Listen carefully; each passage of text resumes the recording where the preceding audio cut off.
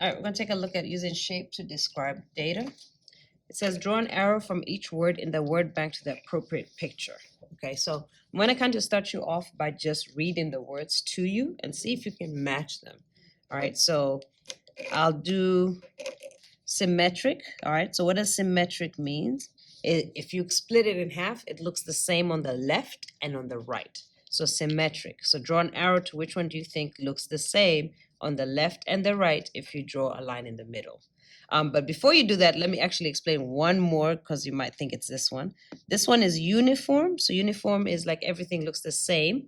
There's two module modes. So actually, before you draw symmetric and these, because these are similar, uniform, same. All right, by module. So there are two modes. So you should see two modes. That's what that means. All right, so go ahead and draw your arrows for symmetric and uniform by module.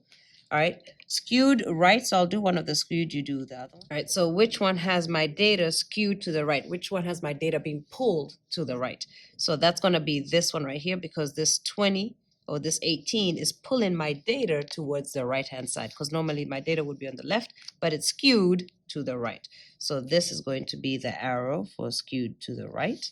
Okay. Go ahead and see which one is being skewed to the left. So the data would normally be on the right, but there's something that's pulling it to the left. All right, draw an arrow to that one. And then which one looks like a bell?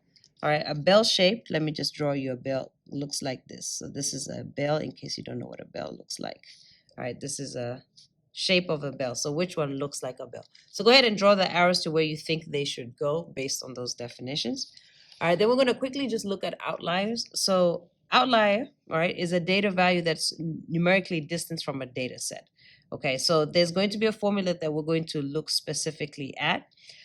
We have done it so far to where you can just identify it. So identify the outlier from this picture. All right, which one doesn't belong, which one's outside everything else. All right, you can see that this is the outlier right here. All right, looking at a set of numbers, sometimes it's very, very obvious. So which would be the outlier here, which one doesn't belong? This 3. So this would be an outlier. All right, looking here, which one obviously is outside would be this 9,000. Okay, so normally the outlier is pretty obvious to see, but sometimes it isn't obvious and you need to calculate it. Okay, so there's actually a formula that you need to calculate it. So first, you need to find what your IQR is, which is, remember, Q3 minus Q1. So go ahead and put that data set in and find out what is Q3 and Q1. Pause the video and do that, please. All right, so you should have found that Q3 is 36 and Q1 is 25. So my IQR is equal to 11. Okay.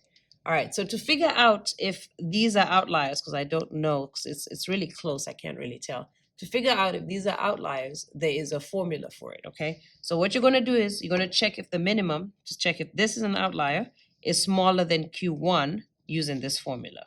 So my minimum is going to be 10. So 10 is what I'm looking for. Is that number smaller than this formula? So Q1, what was my Q1? Q1 was 25 minus 1.5 times whatever the IQR is, which is 11. All right, so putting that in a calculator, is 10 smaller than this in a calculator, which comes out to be 8.5. Is it smaller? No. So is it an outlier? It is not an outlier because it is not smaller. All right, so now we're going to check if the maximum is larger than the formula. If it's larger, it's an outlier. So the maximum number, which is 59, is that larger than the formula, which is quartile 3, so that's going to be 36 plus 1.5 times the IQR, which is 11. All right, so is 59 larger than, and putting this in a calculator, you're going to get 52.5. Is 59 larger than 52.5? Yes. So what does this mean? It means that this is also an outlier. Okay, so sometimes it's not obvious and you have to work it out, and this would be your formula for working it out. So just make sure you have that highlighted. To see if the minimum is an outlier, you do it that way. Maximum is an outlier, use that one. All right, so what effect does an outlier have on your central tendency and your spread, okay? So here's your data set. All right, so again, pause the video, go ahead and put in your data set. I can clearly see what is the outlier, so go ahead and write that down. What is the outlier? Well, the outlier is definitely that. So this is negative 350. Okay, also write down whether it's affected or resisted. All right, you're gonna put this in, data set in, and tell me with the outlier, so with negative 350, so all of this, what is the mean, median, mode, range, and standard deviation?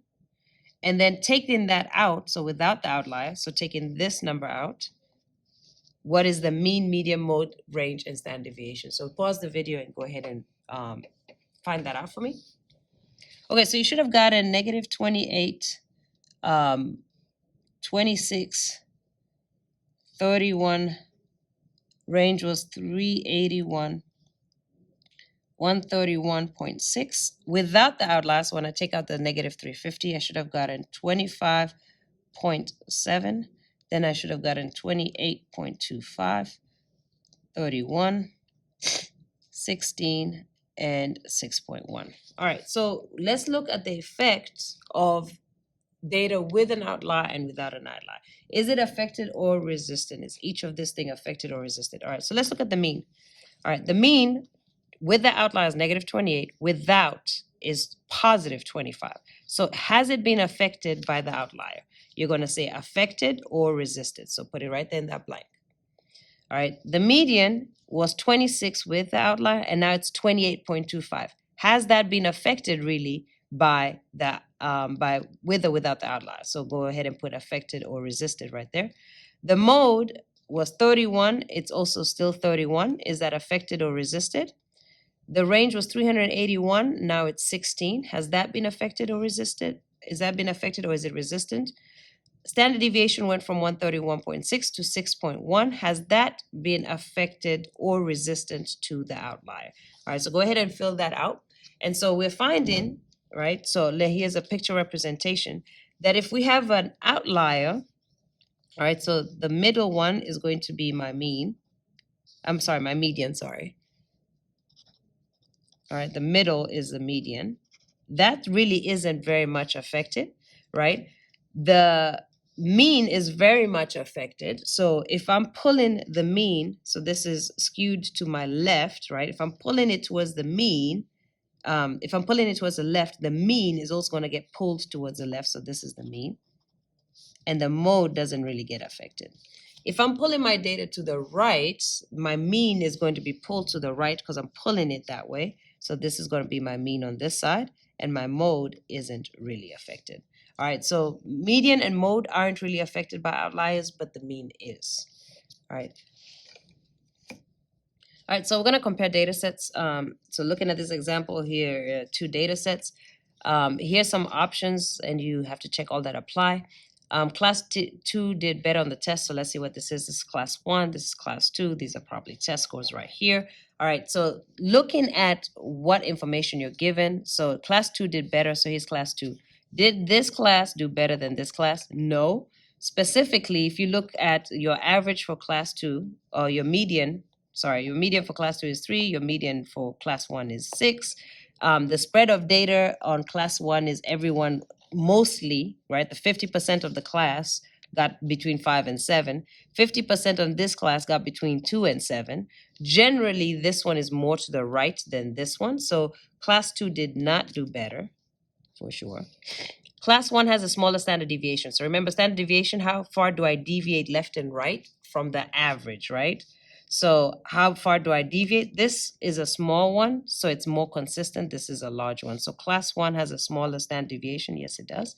Class 2 has a greater range. What's range? Maximum minus minimum. So your max is 13 minus 0, so that one is 13.